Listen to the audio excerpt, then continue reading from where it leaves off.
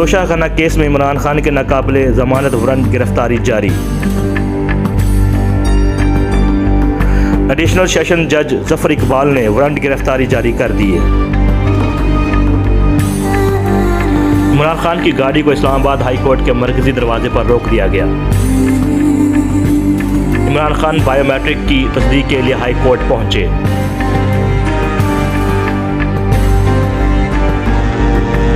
عمران خان کی ایک اور درخواست مقدمے سے درخواست کی دفعات حذف کرنے سے متعلق ہے۔ دوسری درخواست عمران خان نے ضمانت قبل از گرفتاری کی دائر کی ہے۔